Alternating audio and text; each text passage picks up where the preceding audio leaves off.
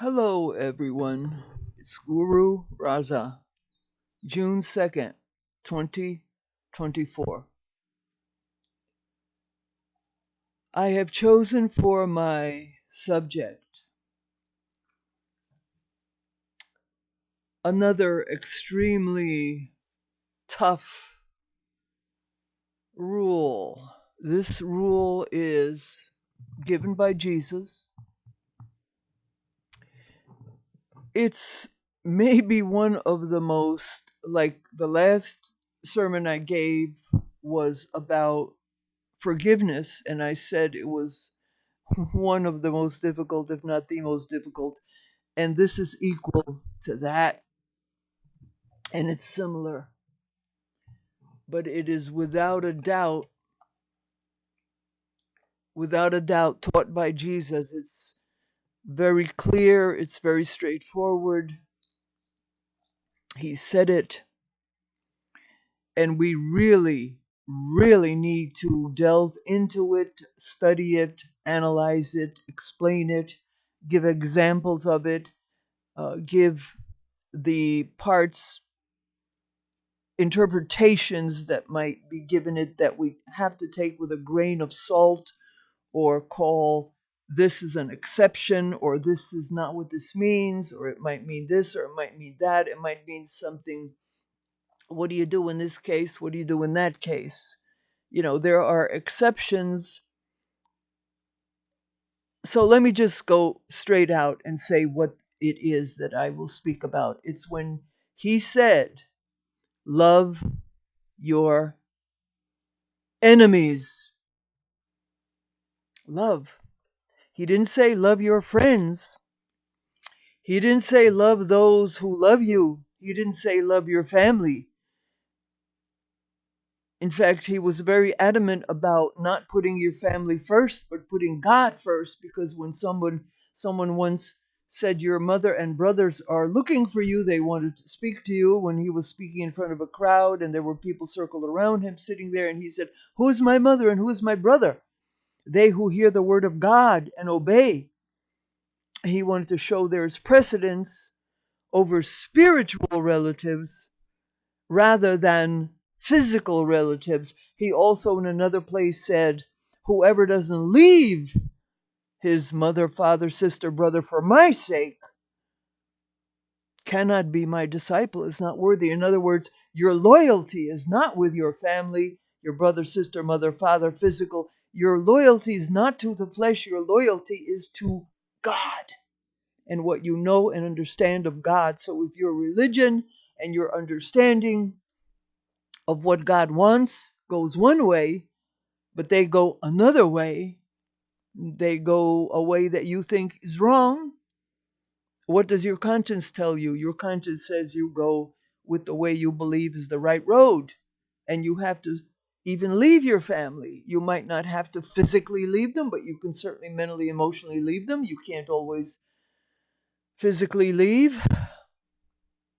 Like if you are a child in a family and you can't physically leave your family, okay, but you're of your right mind, you're of a mind where you can make your own decision, you can decide, you love God, you want to go to church, you want to study the Bible, you want to study the catechism, and they tell you, no, we don't believe in that, we're atheists or agnostics, we don't want you going to church, we don't want you, uh, or maybe they're lukewarm, maybe they're hypocritical Christians or churchgoers, maybe they're hypocritical, they don't really love God, and you know they don't, because you can see it in their actions that they don't. So they're not of God. You follow what I'm saying? But you want to follow God, like doing good to your neighbor, and they don't want to do good to the neighbor. An old lady and old man nearby on your street don't have too many people around them. You live in a rural area, there's hardly any houses around. Your family has a car or two cars, and you can drive to buy grocery shopping, and your poor old neighbor says to you, you're a child, says to you, ask your parents, your mother or father, if they can drive us to go to the grocery store. and they don't have a car. These are two old people, don't have a car. And they don't have anyone around them to help them. They don't have any visitors. They're all alone, isolated. And you ask your mom, say you don't have a father there. You ask your mom, but maybe she has a boyfriend or a man around who could help her. But you ask your mom, can you help? Because they ask you to ask your mom, can you help my mom? Mom, can you help this old couple? They need to go to the grocery store. And your mom says, no. No. Oh, she's not of God, is she? Even though she used to go to church when there was a church convenient, she used to go, she used to take you, she took you to First Holy Communion. She worked with the church. She produced a Christmas play for the church with all the children participated in. All kinds of activities every week with the church. Every week catechism when it was convenient. So supposedly she's a woman of God, but she isn't. She's not a woman of God. And she says no. She will not take the neighbor. She doesn't care. She gives no reason. She has no reason except she doesn't want to help. It'll cost her gas, it'll cost her time, it'll cost her effort, and she doesn't want to put the effort in. Not saying that it's easy for her, not saying that. But it is possible and she won't do it. And she's not a woman of God. That's what I mean by you might be of God, but members of your family are not of God, and they show it by their actions. And what I mean by of God, I don't mean that they're all going to hell, every one of them. I don't mean that. But they're not friendly with God. They're not close to God. If they make it to heaven, they will maybe get in by the skin of their teeth and maybe be in a lower place in heaven, not in a high place in heaven, not in an average place in heaven, but lower than average in heaven. So that's what I mean. That's what I mean by your family. Your family. Same thing with your siblings. They might even go to church regularly.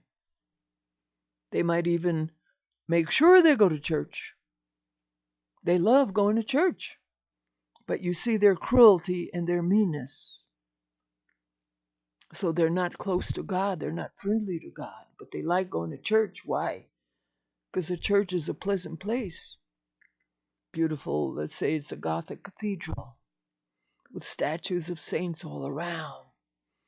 The holidays, all kinds of festivities and flowers. Imagine the flowers in a Gothic cathedral during Easter and the ceremonies.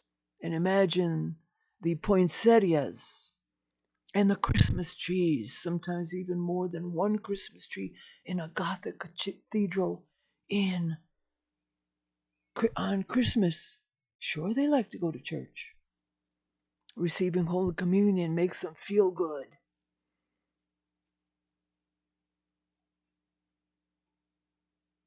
Putting in a little bit of money into the coffers makes them feel good. But yet you see their cruelty and their cold-heartedness toward animals and toward other people outside the church. So these are not friends of God. These are not close to God. That's what I mean by family. Now let's get back to the original. Love your enemies. I got a lot to say about loving my enemies. And there's a lot of things that need to be analyzed. Number one, what does love mean? And number two, what does enemies? Who is your enemy? So let's analyze love and let's analyze enemies. Let's first describe who is your enemy. Your enemy is anyone who hurts you. That's your enemy, in a sense. Now, that excludes people who hurt you with tough love or hurt you for your own good. Like, for instance, you're smoking, and they harass you to quit. They yell at you. They scold you. They tell you why you mustn't smoke. Or maybe you get drunk, very drunk. Or maybe you're on drugs. And they hassle you for it. That doesn't mean they're your enemy. To you, they're your enemy because they're stepping in the way of what you want to do. You want to smoke. You want to drink. You want to do drugs. So that's my enemy harassing me. Why don't they shut up?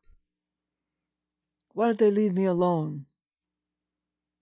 But that's not really your enemy. So that's not your enemy. Who is your enemy? Who is your enemy? Your enemy is somebody who prevents you from going to church, prevents you from getting a job, or when you have a job, they get you fired. They go out of their way to get you fired, whoever they may be. They spread rumors, or they call up the person who has hired you and tells them lies about you, that you're a thief, or that you are a criminal, or that you've been arrested for such and such a thing. It's never happened, but the boss, instead of looking it up and researching, you come in one day and the boss says you're fired. Doesn't tell you why, so you don't know what to think. You think you did something wrong, but you didn't. Somebody got you fired. That's an enemy. Could be an enemy in your family. Who else is your enemy? When you are trying to be positive and see the bright side, the sunny side of life, this person shows you the bad side and tells you something bad will come out of this. There will be nothing good. They're a pessimist. They are negative. You want to do a good deed to someone, they try to talk you out of it. They tell you, oh no, they won't be grateful. They'll just use you. Don't loan that $100 to that person that needs it badly, or that says they need it badly. Don't give them any money. They'll never pay you back. I know them. They're deadbeats. But you know they have a couple of kids. And you've seen those kids in need. And you want to lend this person the money. But this other person says, don't. What do? You lend them the money. And they don't pay you back. So they're your enemy too. So the person that tried to talk you out of lending them the money is your enemy. They're the enemy of your righteous conscience.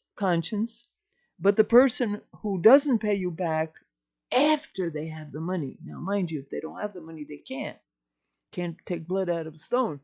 But let's say this lady, she just got a job and it's a decent job. It pays okay. Maybe it's a small job. Maybe she's just a server in a little coffee shop, or a shop girl in a grocery store, or something small, but she's making, let's say, minimum wage. Yeah, she could give you loaned her $100. She could give you $5 or $10 a week. Couldn't she? But she doesn't. So she's your enemy. She's an enemy of righteousness. Does that mean you now hate her, dislike her, or resent her? No. No, you do not. No, no.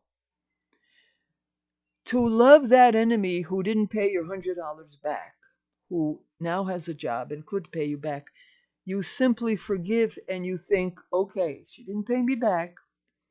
I do not resent it. I am not angry, and I do not hate her. Do not. Don't hate her. Don't hate him who didn't pay you back. Don't hate him. That's a form of love. To resist hating a person who hurt you is a form of love. You don't have to hug them and kiss them. You don't have to get into bed with them. You don't have to uh, be extraordinarily affectionate, extremely affectionate. Say, oh, I love you, and hug and kiss them. You don't have to do that. Just refrain from hating them, resenting them, and saying bad things about them, and telling everybody, oh, that bitch. Oh, she didn't pay me back my $100. She's no good. She's a lowlife. Don't say that. Don't. To refrain from saying bad things about a person who didn't pay you back. To refrain from hating them is a form of love. I'm speaking from experience. Another time, my neighbor comes to my house and bangs on the door. This neighbor I've already loaned money to several times, but I'm tired of it. Yes, she paid back. She paid back average small loans. But this time she wants a big loan. And I happen to know that she is moving soon. I happen to know. I happen to know. She comes with her husband and a child of hers. And bangs and bangs and bangs. I don't want to answer the door. For a while, I don't answer the door. And finally, I do answer the door. And she comes in claiming that if she doesn't get the money for the medication, and I don't know what it is, the medication for her husband, he will die. And their insurance will repay them within days. And they'll give me the money back within days. Within days. And she will sign a paper, an IOU. How much money this time? $500. She tried to get 1,000, but I said, no, I'll give you half of it. And I had to do it by credit card on the phone because I didn't keep cash in the house. And the pharmacist was reluctant to take my credit card by phone, but he did it. He did it.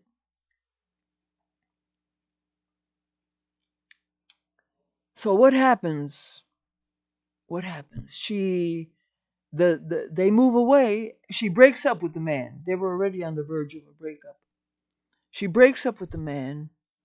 She moves to one area. I knew the area and I knew how to get to her. I knew how to go there, and I knew a lawyer in that area who could have worked on getting the money back. He goes somewhere else, and she tells me, well, the medicine was for him. Get the money out of him. She signed the note, not him. But here's the worst part. Here's the worst part. I then find out, in those days, I didn't even know what opioids were. And he was an opioid addict. In other words, a painkiller pill addict. And that's what this was for. My $500 went for an opiate user. Okay, what is my temptation now? They are my enemies. He, she, they are my enemy. They are my enemy. So for me to forgive, to say, no, I refuse to hate her. I refuse to hate him. I refuse to be resentful. I refuse to be angry. That is an act of love. It doesn't mean I have to say, I love you guys. I want you to keep borrowing money from me for opioids. This is where the grain of salt comes in. The grain of salt comes in. Don't, and Jesus said, if somebody, give money to those who won't pay you back. Jesus said that. But how many times, Jesus? See, this is where the grain of salt comes in. This is where you have to read between the lines. Do you keep loaning? Let's say she comes back. She went broke, which didn't happen. And she comes back once again at my door, she and he.